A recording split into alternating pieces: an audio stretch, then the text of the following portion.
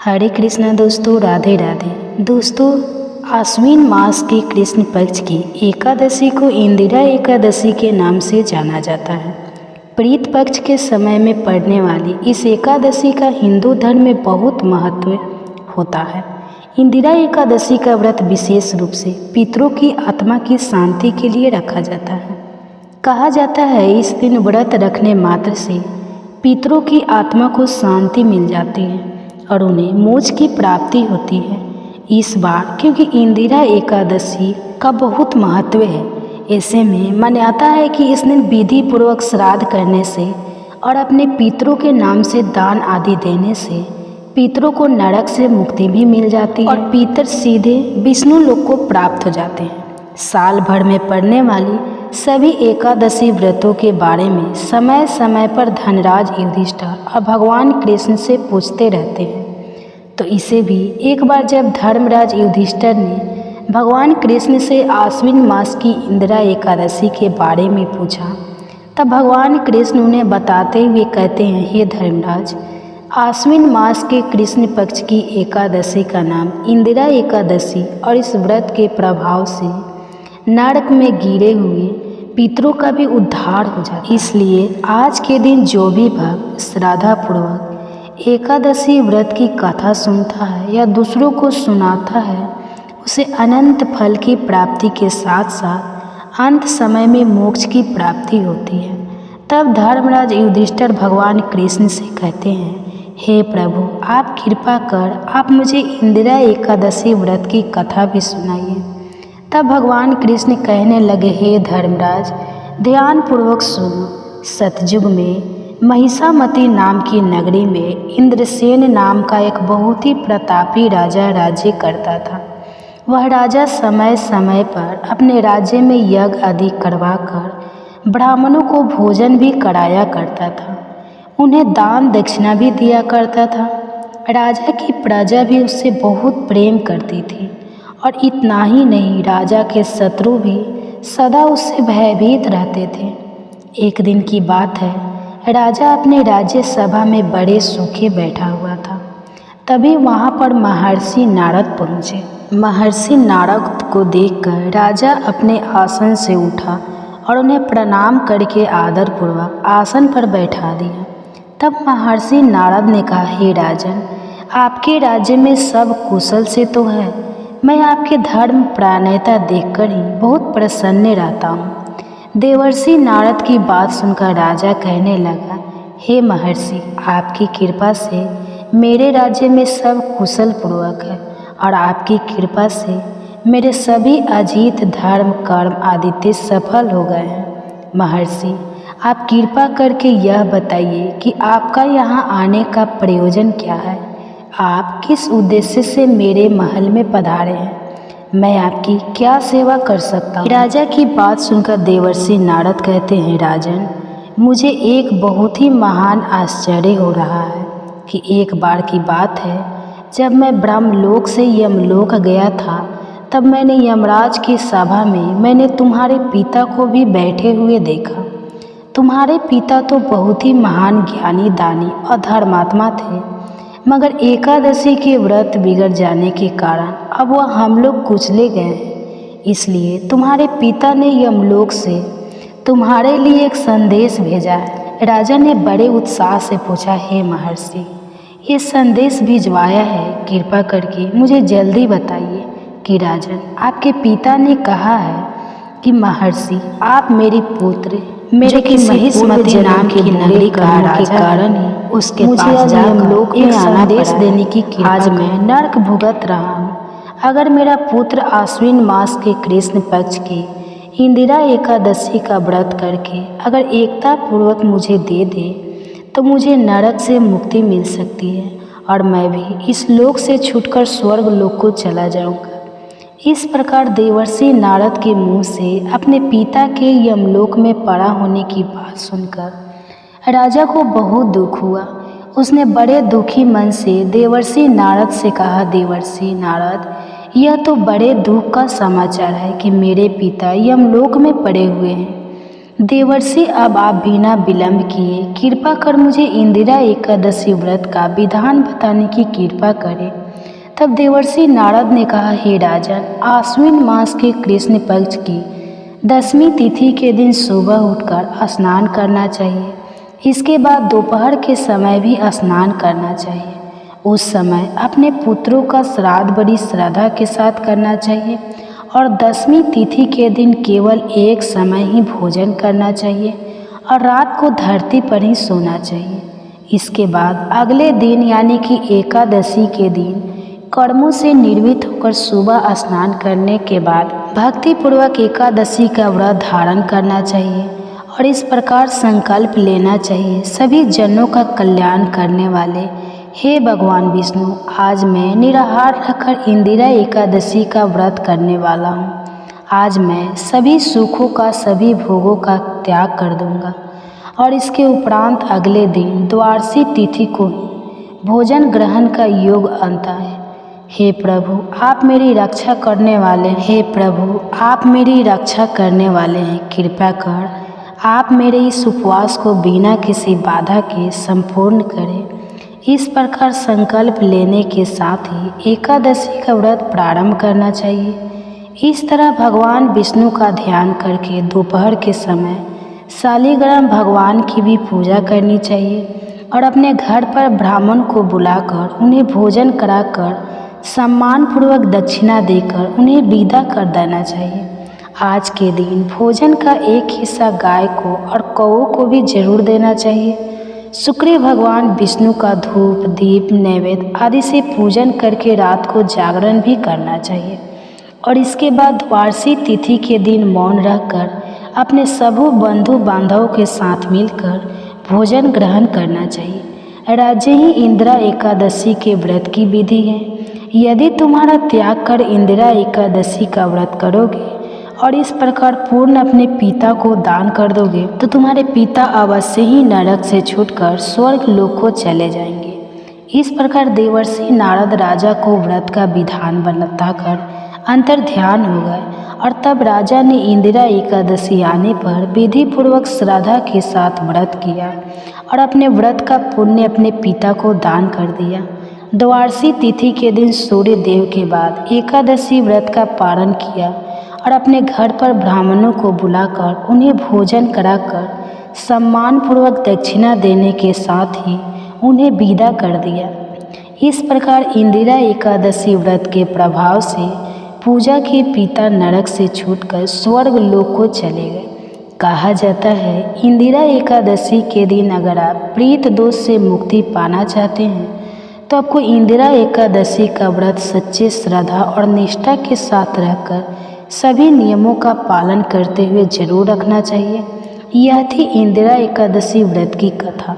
उम्मीद करती हूँ आज की यह कथा आपको पसंद आई होगी। अगर यह वीडियो आपको अच्छी लगी हो तो वीडियो को लाइक, शेयर और सब्सक्राइब करना मत भूलिएगा। हरे कृष्णा दोस्तों, राधे राधे। ओम नमो भगवते वासुदेवाय नमः। श्राद्ध के दिनों में पड़ने वाली एकादशी तिथि पर दान और पूजा करने से 7 पीढ़ियों के पितर तृप्त हो जाते हैं और श्राद्ध के दिनों में पड़ने वाली एकमात्र एकादशी है इंदिरा एकादशी, जो कि आश्विन महीने के कृष्ण पक्ष की एकादशी होती है।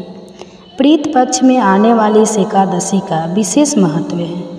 ग्रंथों के अनुसार इस एकादशी पर विधि पूर्वक व्रत करके इसके पुण्य को यदि पूर्वजों के नाम पर दान कर दिया जाए तो उन्हें मोक्ष मिल जाता है और व्रत करने वाले को वैकुंठ की प्राप्ति होती है।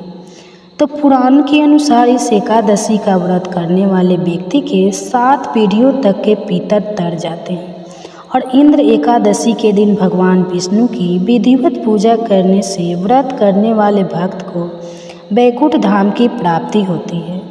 पुराणों में वर्णन है कि जितना पुण्य कन्यादान या हजारों वर्षों की तपस्या से मिलता है उससे अधिक पुण्य एकमात्र इंदिरा एकादशी का व्रत करने से मिल जाता है।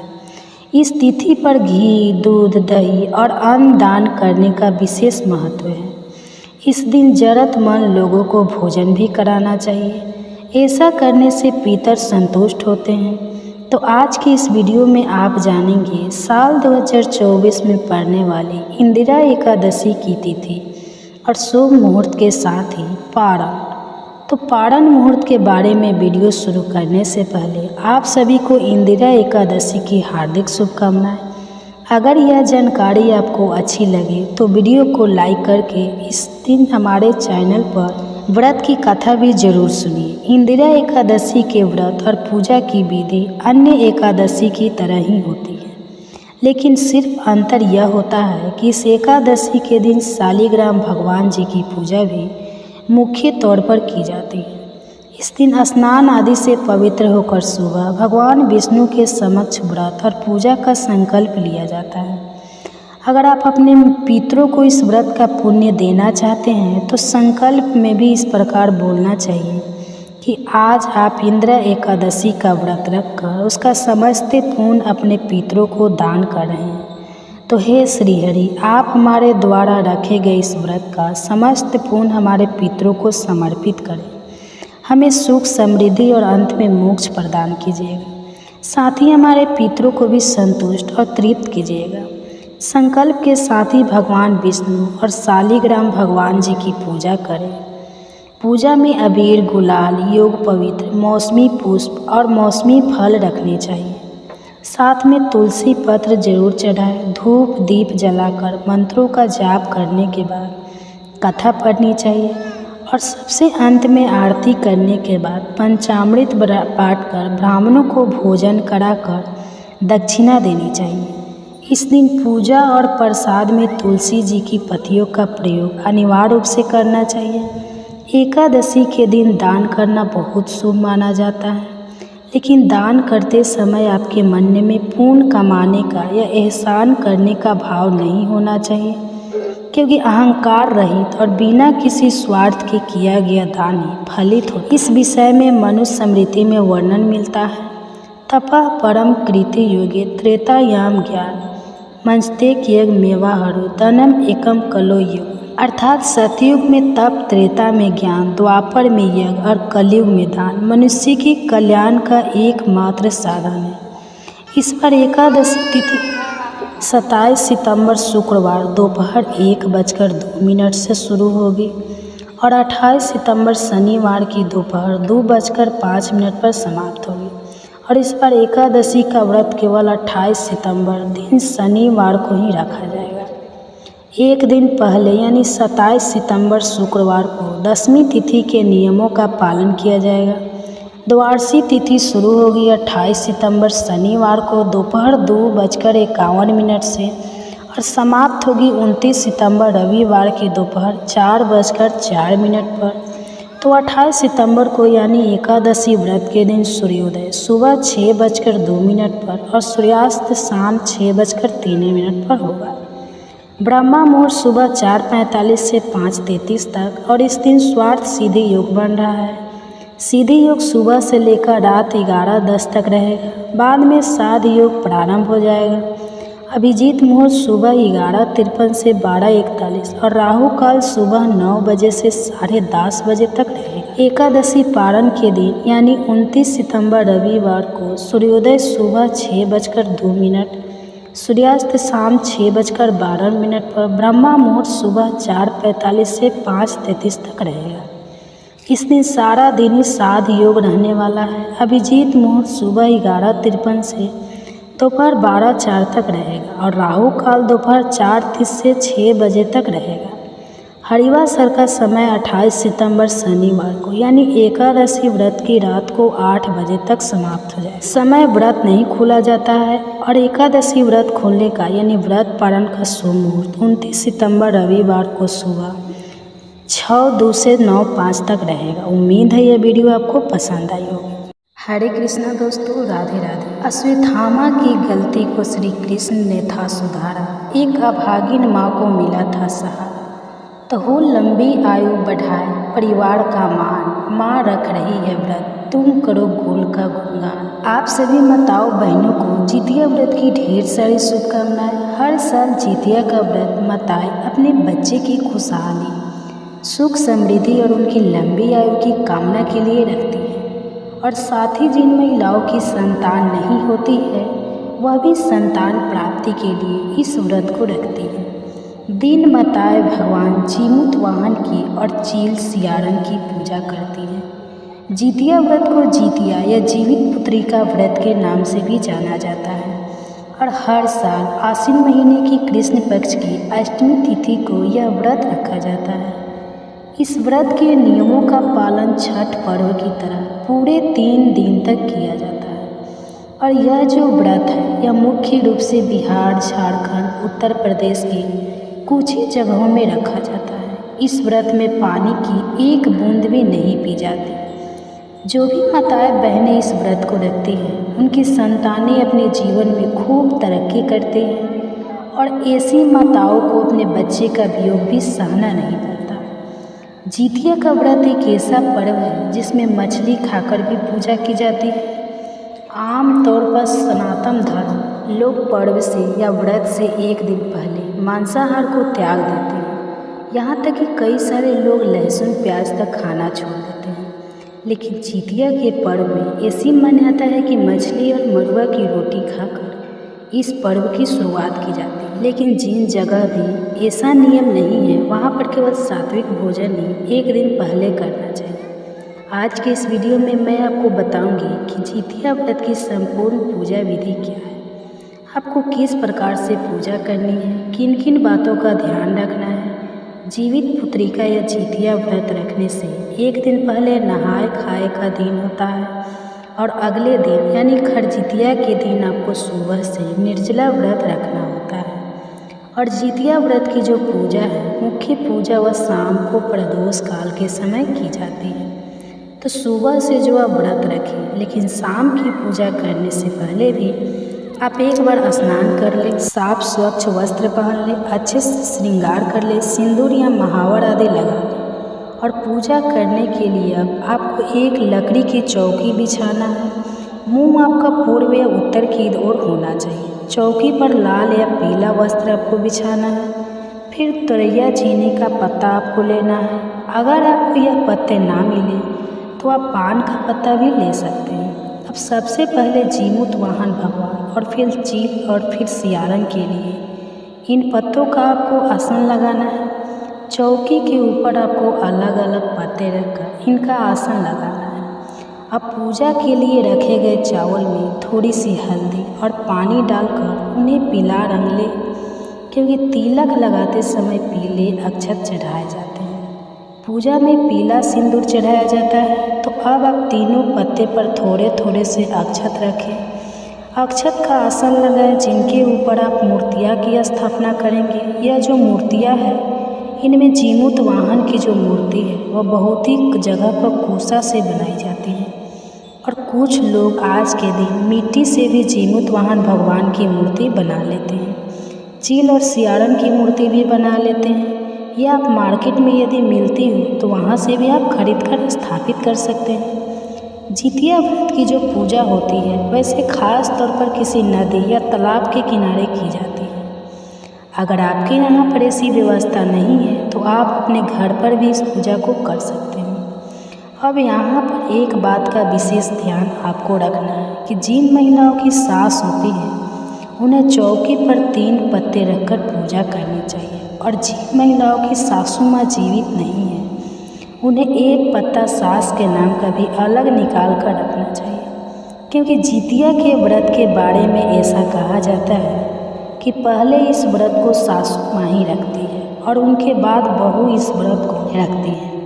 अब एक पत्ते पर जीमूत वाहन भगवान की, दूसरे पर चील और तीसरे पत्ते पर सियारन की मूर्ति रखेंगे।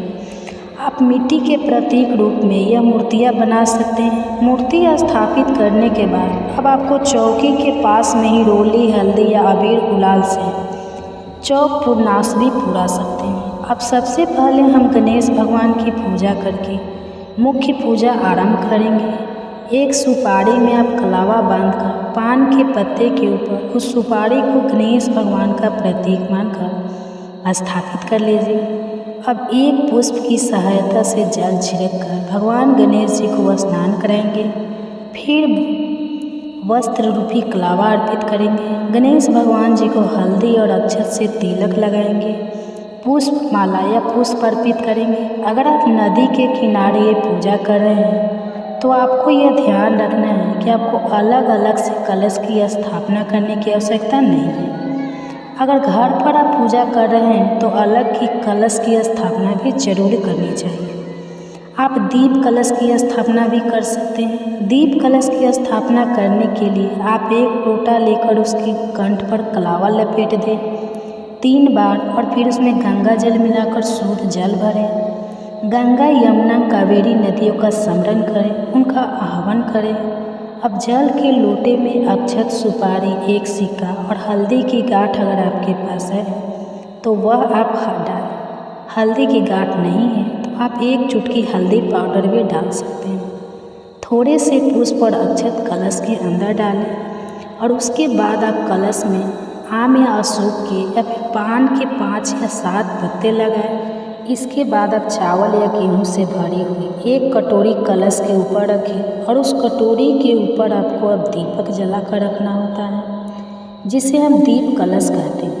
इस तरह से आप दीप कलश की स्थापना कर लेंगे। इसके बाद आपको मुख्य पूजा शुरू करनी है। पूजा शुरू करने से पहले अभी आपको जो दीप कलश की स्थापना की है उसकी पूजा करनी है। दीप कलश पर आप रोली, कुमकुम, अक्षत से तिलक लगाकर या स्वास्तिक बनाकर पुष्प अर्पित करें।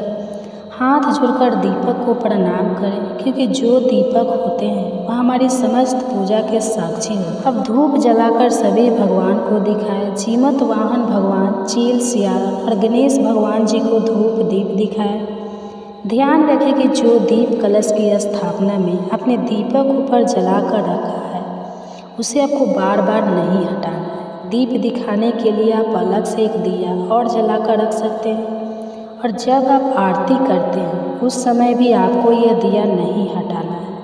अलग से आप कपूर जलाकर या अलग से जो दिया आपने जलाकर रखा हुआ है उससे ही आपको आरती करनी होती है। इस व्रत में धागे का या फिर सोने या चांदी का जितिया का लॉकेट पहना जाता है और उसकी पूजा भी आपको इस दिन करनी होती है।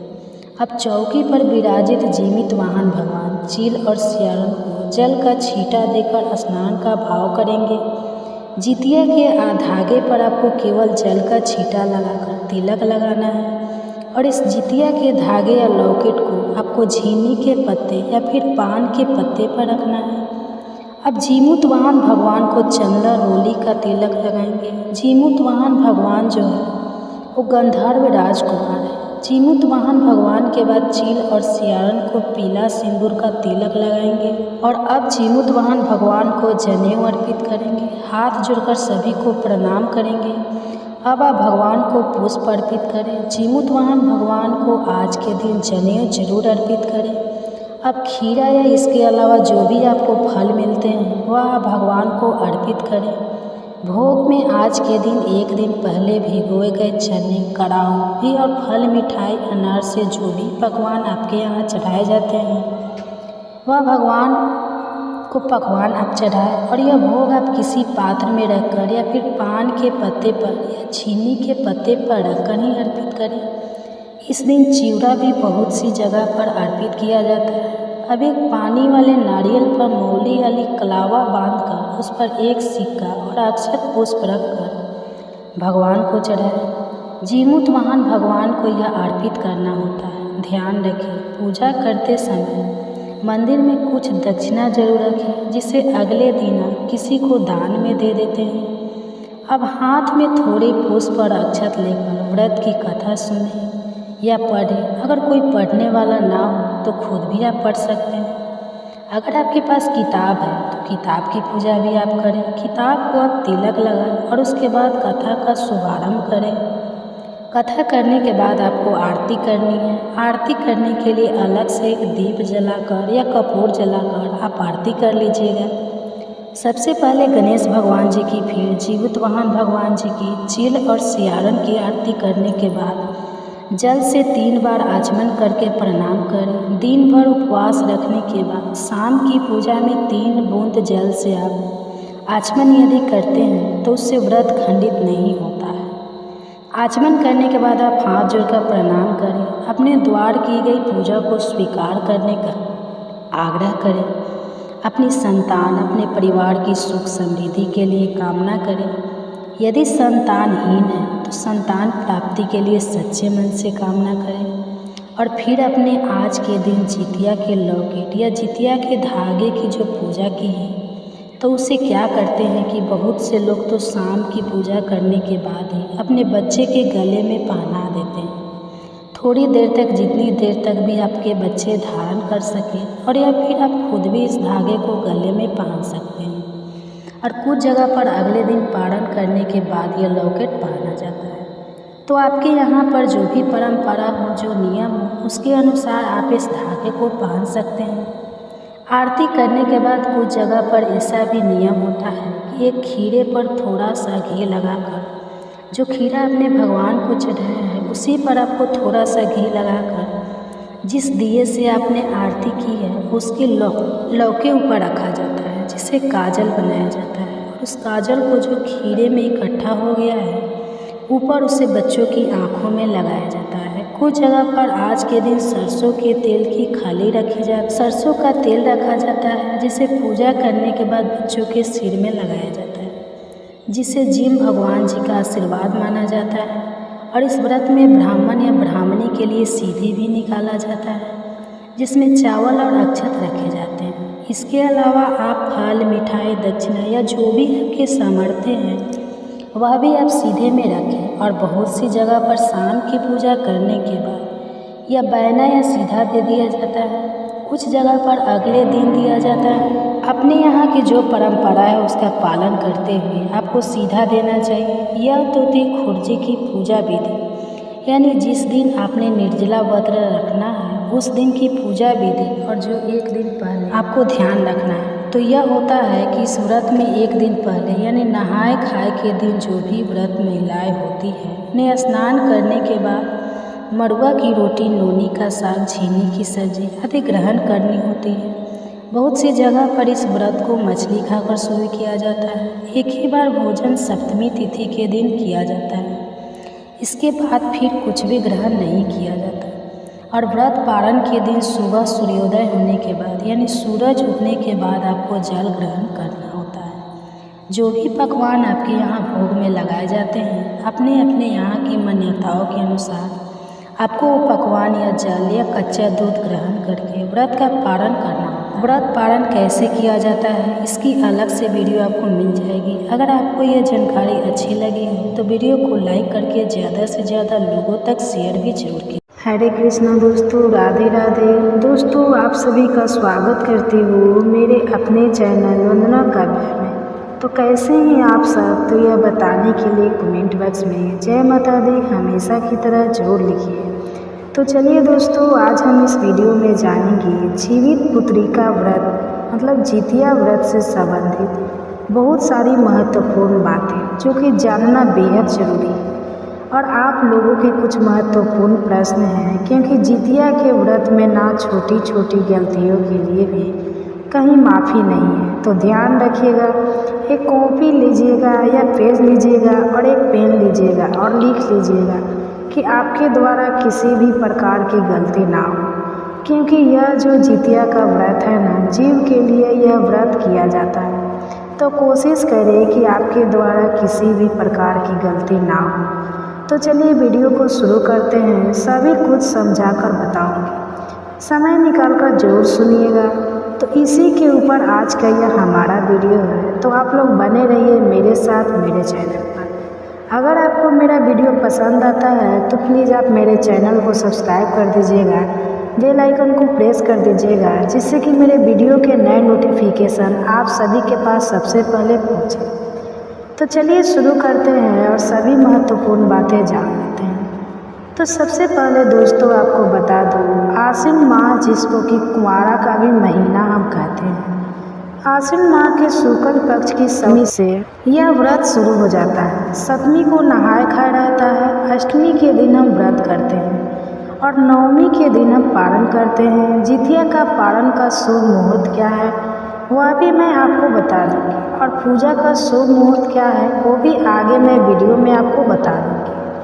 तो सबसे पहले आप लोगों को प्रश्न है कि व्रत कब रखनी है। कुछ लोग बोलते हैं कि 24 को रखा जाता है और कुछ लोग बोल रहे हैं कि 25 को रखा जाएगा।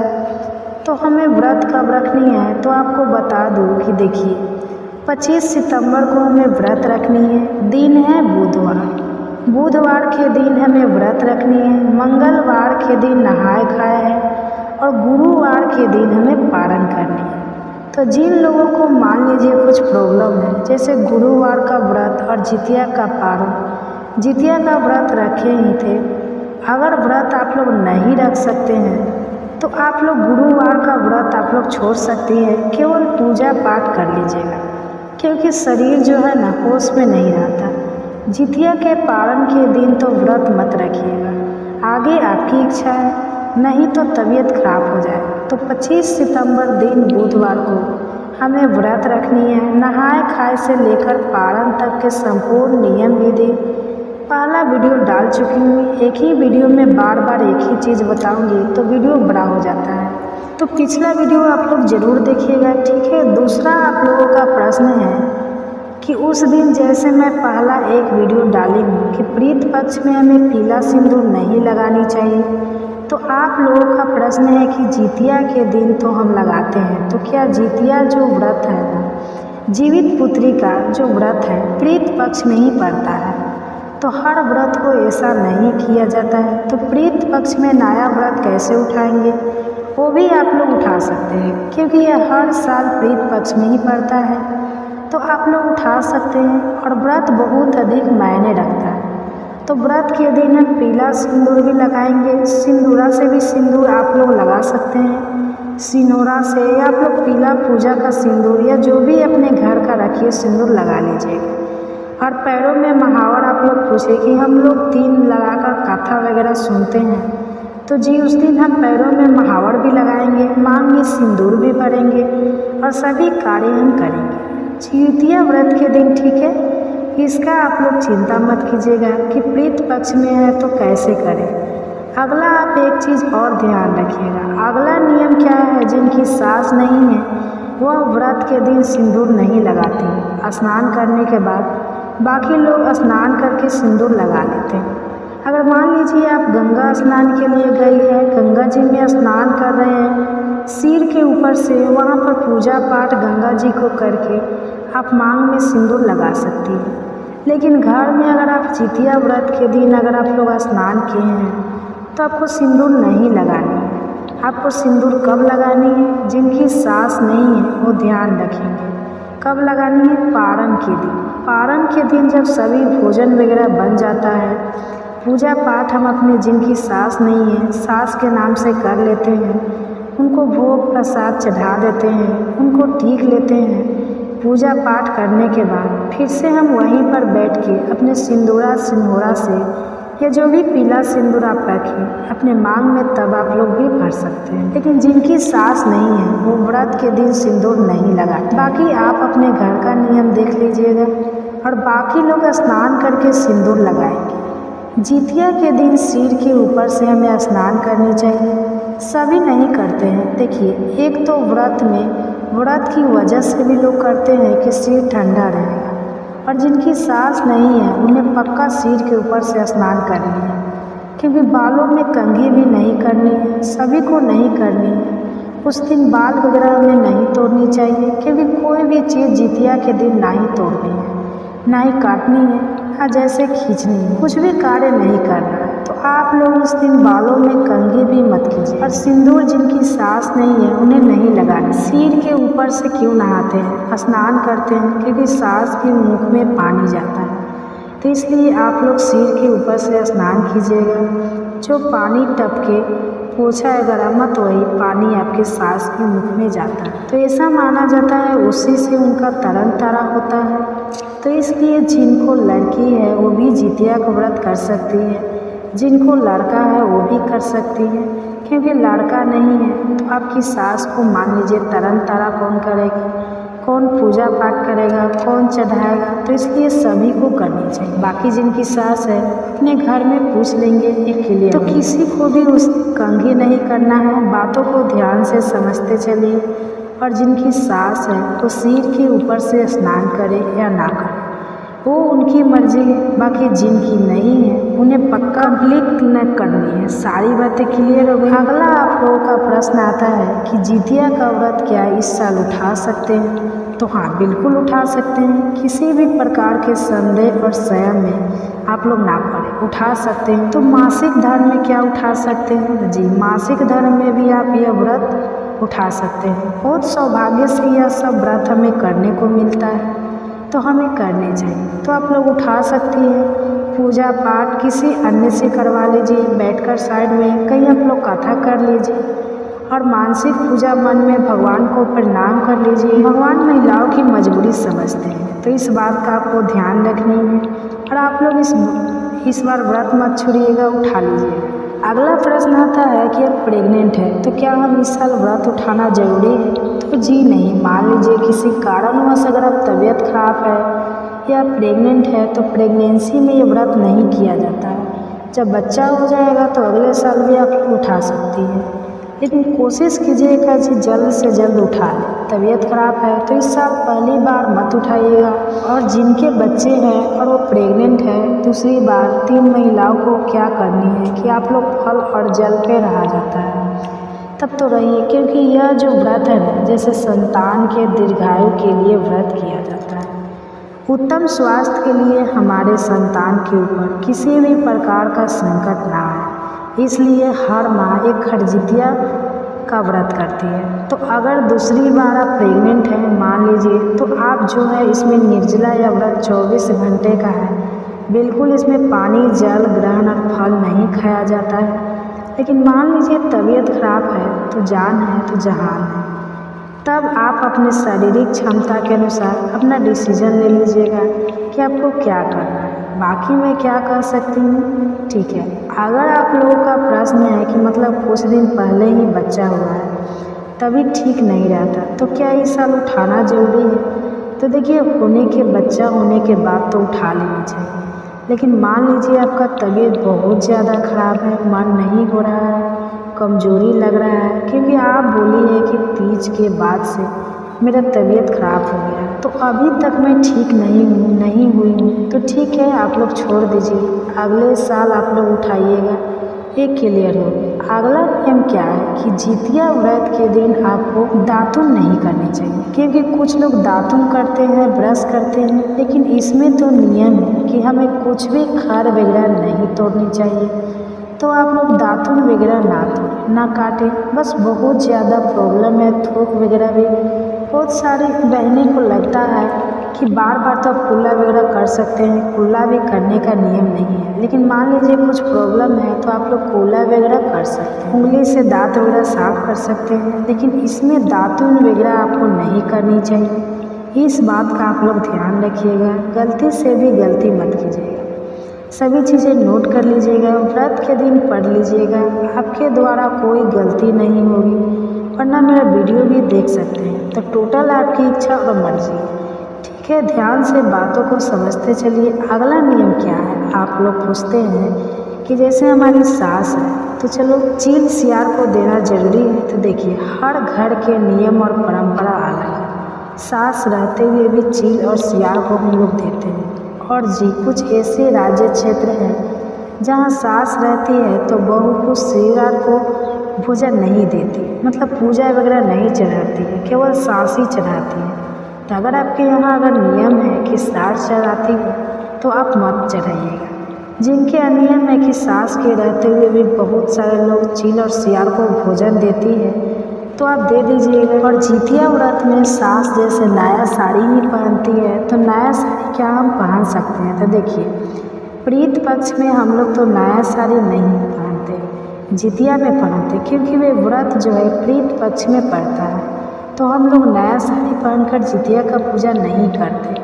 और जो भी साड़ी पहनते हैं, जैसे ये भी साड़ी पहनी धुली हुई साड़ी ही पहनते हैं, कोड़ा नहीं पहनते। लेकिन आपके यहाँ अगर नियम है कि कोड़ा साड़ी से, न्यू साड़ी से ही जितिया का व्रत किया जाता है तो आप लोग खुशी मन से कीजिएगा, कोई दिक्कत नहीं है। कोड़ा चूड़ी वगैरह बचे तो बचानी चाहिए। बाकी अगर आपके यहाँ पहना जाता है तो आप लोग देख लीजिएगा। तो ये क्लियर हो गया। कितने लोगों का प्रश्न आता है कि हमारा बच्चा नहीं है तो क्या हम जितिया का व्रत कर सकते हैं? तो जी नहीं, जितिया का व्रत जीवित वाहन भगवान से आप लोग प्रार्थना कीजिए, बोलिए उनसे। अगर आपकी गोद भर जाती है तब यह व्रत उठाइएगा, अभी मत उठाइए। थोड़े दिन वेट कर लीजिए, पूरा जीवन तो करना ही है और बहुत कठिन व्रत है, इतना आसान नहीं है। तो आप थोड़ा सा वेट कर लीजिए, भगवान से मन्नत कीजिए, आपकी मन्नत पूरी हो जाएगी तब आप लोग उठा लीजिएगा। और दोस्तों आप सभी से एक छोटी सी रिक्वेस्ट है, अगर वीडियो पसंद आता है तो चैनल को पक्का सब्सक्राइब कर दीजिएगा और वीडियो को लाइक कर दीजिएगा, क्योंकि आपके एक लाइक से हमें बहुत अधिक हिम्मत और प्रेरणा मिलती है। तो ज़रूर कीजिएगा, बिल्कुल मत भूलिए।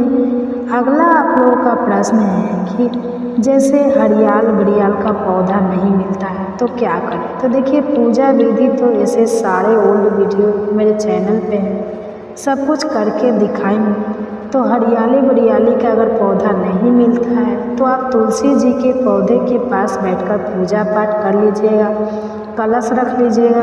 और सिंपल विधि से ही कलश रखते हैं, आप लोग भी रख लीजिएगा। और आप लोग जो है और जितिया व्रत का कथा सुन लीजिएगा और तुलसी जी से ही अखबार मिल लीजिएगा, ठीक है। तुलसी जी के पौधे से ही आप लोग मिल लीजिएगा, किसी प्रकार की चिंता ना करें। और अगला आप लोग का प्रश्न आता है कि नहाए खाए के दिन हम मंगलवार का व्रत करते हैं तो कैसे करें?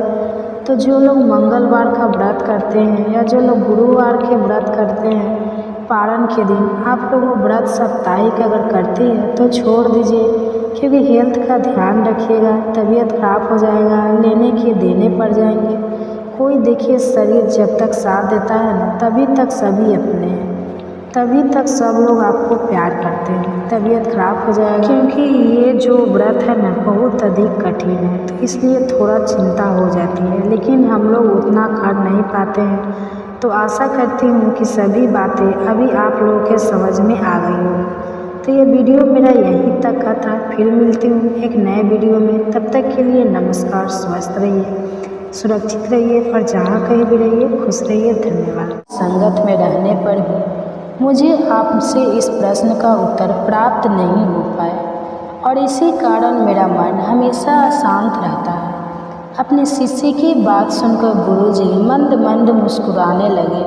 फिर उन्होंने कहा कि बेटा, इतनी भी क्या जल्दी है, अभी कुछ दिन और ईश्वर के चरणों में भी तो फिर मैं तुम्हें ईश्वर प्राप्ति का मार्ग बताऊंगा। कुछ दिन और बीते तो फिर से शिष्य को गुरुजी ने अपने सामने पाया। गुरुजी ने पूछा, तुम सचमुच ईश्वर का साक्षात्कार करना चाहते हो? सच में तुम ईश्वर को पाना चाहते हो? तो युवक बहुत उत्साहित होकर अपने गुरु से कहने लगा, हाँ गुरुजी, मैं बिल्कुल भगवान को पाना चाहता हूँ। गुरुजी बोले, ठीक है, आज मैं तुम्हें ईश्वर प्राप्ति का मार्ग बतलाता हूँ, चलो मेरे साथ। अब गुरुजी अपने शिष्य को लेकर नदी की ओर चल पड़े। नदी के किनारे पहुंचने पर गुरुजी ने अपने शिष्य की गर्दन पकड़कर उसका मुंह नदी में डुबो दिया। गुरुजी के इस तरह अचानक डुबोने से उनका शिष्य संभल नहीं पाया और पानी में बाहर आने को छटपटाने लगा। कुछ देर अपने शिष्य को ऐसे ही डुबाए रखने के बाद गुरुजी ने युवक को छोड़ दिया। युवक ने पानी से बाहर आते ही लंबी सांस ली, फिर गुरुजी की ओर देखकर कहने लगा, गुरुजी, यह आप क्या कर रहे थे? गुरुजी ने मुस्कुराकर पूछा, बेटा, जब तुम पानी में थे तो बताओ, मुझे क्या सोच रहे थे? उस समय तुम्हारे मन को किसकी आस थी? युवक कहने लगा, गुरुजी, उस समय तो बस एक कतरा सांस लेने के लिए मैं मरा जा रहा था। ऐसा लग रहा था कि बस किसी तरह से एक पल के लिए मैं हवा में सांस ले पाऊँ। तब गुरुजी ने शिष्य को समझाया कि बेटा, जितनी तरफ तुमने डूबते समय हवा की थी, उतनी ही आत्मा को भी तरफ होती है भगवान से मिलने की। तब आत्मा को परमात्मा के दिव्य दर्शन होते हैं। अगर इतनी ही तरफ मन में लग जाए ईश्वर से मिलने के लिए, पहले अपनी आत्मा में वो भूख, वह तरफ पैदा करो, तभी ईश्वर को, भगवान को प्राप्त किया जा सकता है। इसलिए अगर आपके मन में भगवान के दर्शन की इच्छा है, भगवान को आप पाना चाहते हैं, तो अपने मन में हर समय भगवान का ध्यान करो। अपने मन में इतनी तरफ पैदा करो कि आखिरकार अपने मन के अंदर ही आपको भगवान के दिव्य रूप के दर्शन हो पाए। आप सुनिए आज का अध्याय, जिसमें भगवान विष्णु देवी लक्ष्मी से कह रहे हैं कि हे देवी, अब आगे का वृत्तांत भी सुनो। दक्षिण दिशा में वेद वेता ब्राह्मणों के पुरंदरपुर नामक नगर में श्रीमान देव शर्मा नामक एक विद्वान ब्राह्मण रहा करते थे। वे अतिथियों के पूजक, स्वास्थ्याय, सल वेद शास्त्रों के ज्ञाता, यज्ञों का अनुष्ठान करने वाले और तपस्वी के सदा ही प्रिय थे। उन्होंने उत्तम द्रव्य के द्वारा अग्नि में हवन करके बहुत लंबे समय तक देवताओं को तृप्त किया, लेकिन उस धर्मात्मा ब्राह्मण को कभी सदा रहने वाली शांति मिली ही नहीं। वे परम कल्याण में तत्व का ज्ञान प्राप्त करने की इच्छा से हर दिन प्रचुर सामग्रियों के द्वारा सत्य संकल्प वाले तपस्वी की सेवा करने लगे। इस प्रकार शुभ आचरण करते करते उन्हें बहुत लंबा समय बीत गया। उसके बाद एक दिन पृथ्वी पर उनके सामने एक त्यागी महात्मा प्रकट हुए। वे पूर्ण अनुभवी नासिका के अग्रभाव पर दृष्टि रखने वाले तथा शांत चित्त थे। लगातार परमात्मा के चिंतन में संलग्न होकर वे सदा आनंद विभोग रहा करते थे। देव शर्मा ने नित्य संतुष्ट तपस्वी को शुद्ध भाव से प्रणाम किया और पूछने लगे, हे महात्मा, मुझे शांति स्थिति कैसे प्राप्त होगी? मेरा मन बहुत ही अशांत रहता है, कृपा बताइए। तब उन आत्मज्ञानी संत ने देव शर्मा को सोपुर ग्राम के निवासी मित्रवान का, जो बकरियों को चराने का काम करता था, उसका परिचय दिया और कहा कि वही तुम्हें उपदेश देगा। यह सुनकर देव शर्मा ने महात्मा के चरणों की वंदना की और समृद्धिशाली सोपुर गांव में पहुंचकर उसके उत्तर भाग में विशाल वन देखा। उसी वन में नदी के किनारे एक शिला पर मित्रमान बैठा हुआ था। वही मित्रमान जो बकरियां चराने का काम किया करता था। उसके नेत्र आनंद से निश्चल हो रहे थे और वह अपलक दृष्टि से देख रहा था। वह स्थान आपस का स्वाभाविक बैर छोड़कर एकत्रित हुए परस्पर विरोधी जंतुओं से घिरा हुआ था। वहाँ पर उद्यान में मंद मंद हवा चल रही थी। मृगों के झुंड शांत भाव से बैठे हुए थे और मित्रवान दया से भरी हुई आनंदमय मनोहरी दृष्टि से पृथ्वी पर मानो अमृत छिड़क रहा था। इस रूप में उसे देखकर देव शर्मा का मन प्रसन्न हो गया। वे बड़ी उत्सुकता के साथ देव शर्मा के पास गए और मित्रवान ने भी अपने मस्तक को थोड़ा झुकाकर देव शर्मा का सत्कार किया।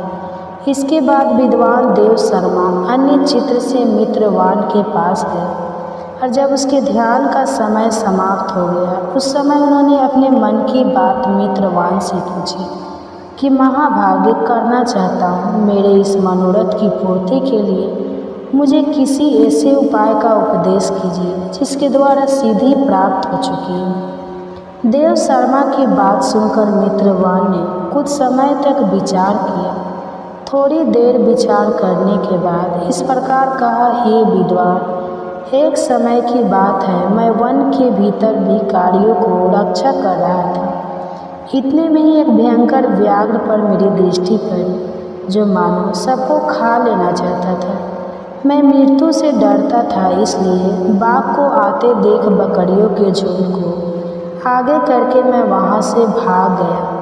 लेकिन एक बकरी तुरंत ही सारा भय छोड़कर नदी के किनारे उस बाघ के पास बड़ों टोक चली गई और तभी वहाँ पर एक आश्चर्यजनक घटना घटी। वह बाघ भी द्वेष छोड़कर चुपचाप वहीं खड़ा हो गया। उसने बकरी को खाया ही नहीं। उसे इस अवस्था में देखकर वह बकरी बोली, बाघ, तुम्हें तो तुम्हारा मनपसंद भोजन प्राप्त हुआ है। मेरे शरीर से मांस निकालकर प्रेम से खाओ ना। तुम इतनी देर से खड़े हुए क्यों हो? तुम्हारे मन में मुझे खाने का विचार क्यों नहीं हो रहा? बकरी की बात सुनकर बाघ बोला, बकरी, इस स्थान पर आते ही मेरे मन से द्वेष का भाव निकल गया, भूख प्यास भी मिट गई, इसलिए पास आने पर मैं तुझे खाना नहीं चाहता।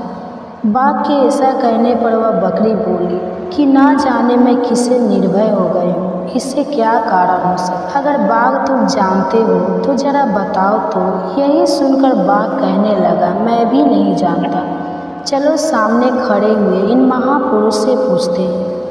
ऐसा निश्चय करके वे दोनों बाघ और बकरी वहाँ से चल दिए। उन दोनों के स्वभाव में वह विचित्र परिवर्तन देखकर मैं बड़ा आश्चर्य में पड़ा हुआ था, क्योंकि बाघ तो बकरी को खा डालता था। ऐसे में वह दोनों एक साथ इधर आ रहे थे। इतने में उन्होंने मेरे पास आकर मुझसे ही प्रश्न कर लिए। वहाँ वृक्ष की शाखा पर एक वानर राज था। उन दोनों के साथ मैंने भी वानर राज से पूछा, बेटे। मेरे पूछने पर वानर राज ने बड़े आदर से कहा, अजहपाल सुनो, इस विषय में मैं तुम्हें एक प्राचीन वृतांत सुनाता हूँ। यह सामने वन के भीतर जो बहुत बड़ा मंदिर है, जरा उसकी ओर देखो। इसमें ब्रह्मा जी का स्थापित किया हुआ एक शिवलिंग है। तो पूर्व समय में यहाँ सुंकम नामक एक बुद्धिमान महात्मा रहा करते थे, जो तपस्या में लीन होकर इस मंदिर में पूजा अर्चना करते थे। वे वन में से फूल इकट्ठा करके लाते और नदी के जल से पूजनीय भगवान शंकर को स्नान कराकर उन्हीं से उनकी पूजा किया करते थे। इस प्रकार आराधना का कार्य करते हुए सुकर्म यहाँ रहा करते थे। बहुत समय के बाद उनके पास किसी तिथि का आना हुआ। सुकर्म ने भोजन के लिए फल लाकर अतिथि को अर्पित किए और कहने लगे, विद्वान, मैं केवल तत्व ज्ञान की इच्छा से भगवान शंकर की आराधना करती हूँ। आज इस आराधना का फल परिपक्व होकर मुझे मिल गया, क्योंकि इस समय आप जैसे महापुरुष ने मुझ पर कृपा की है। शुक्र माँ के ऐसे मधुर वचन सुनकर तपस्या की धनी महात्मा अतिथियों को बड़ी प्रसन्नता। उन्होंने एक शिलाखंड पर भगवत गीता का दूसरा अध्याय लिख दिया और ब्राह्मण को उसके पाठ और अभ्यास के लिए आज्ञा देते हुए कहा, ब्राह्मण, इससे तुम्हारा आत्मज्ञान संबंधी मनोरथ अपने आप सफल हो जाएगा।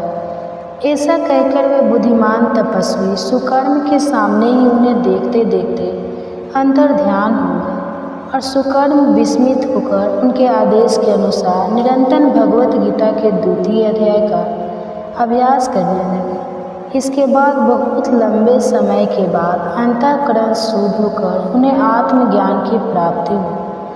फिर तो वे जहाँ जहाँ गए वहाँ वहाँ का तपोवन शांत होता चला गया। उनके शीत उष्ण और रोग द्वेष आदि की बाधाएं दूर हो गई। इतना ही नहीं, उन स्थानों में भूख प्यास का कष्ट भी जाता रहा और भय का तो सर्वथा भाव हो गया।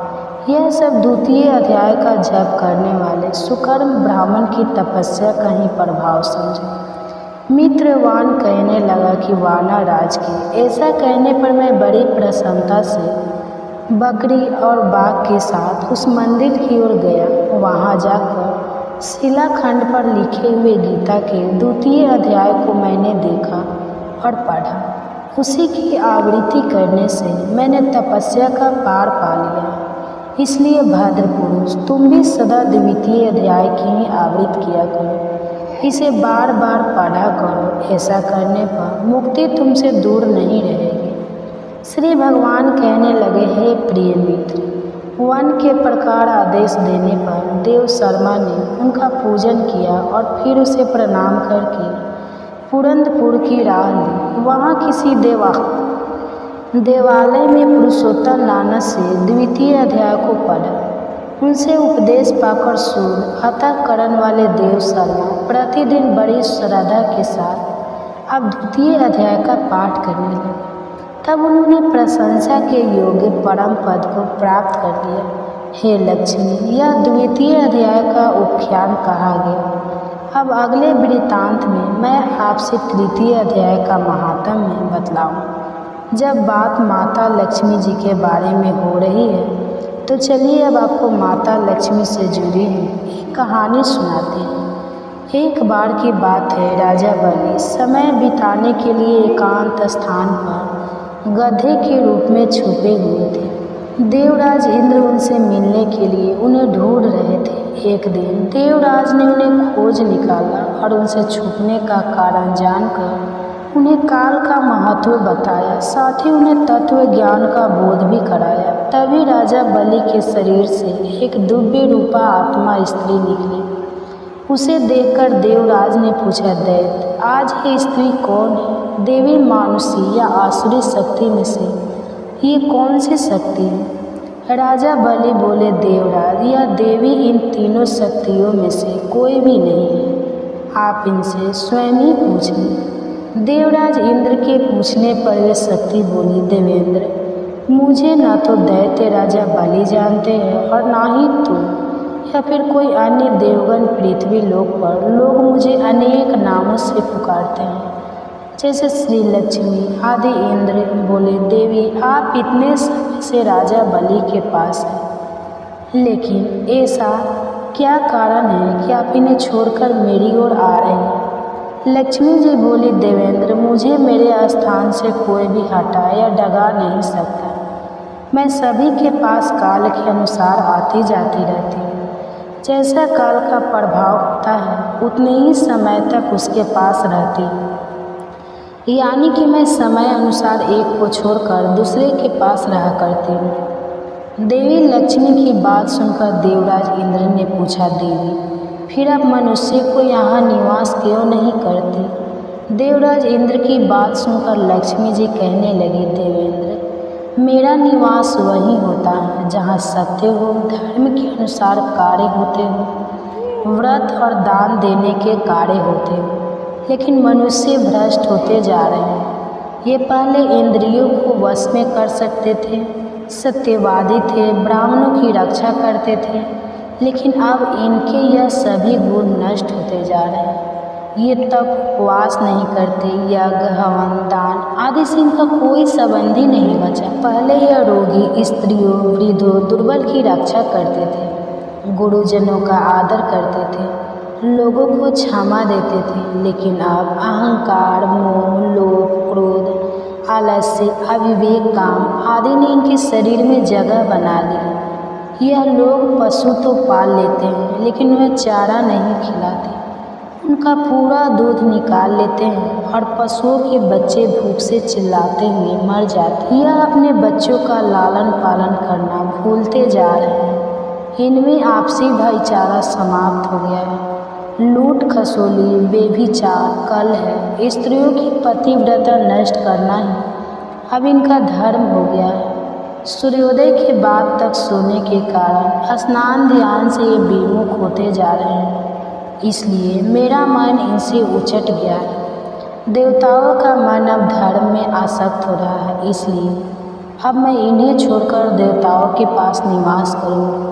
मेरे साथ श्रद्धा, आशा, क्षमा, जया, शांति, संतति, दृष्टि और बीजों ये 8 देवियाँ भी निवास करेंगी।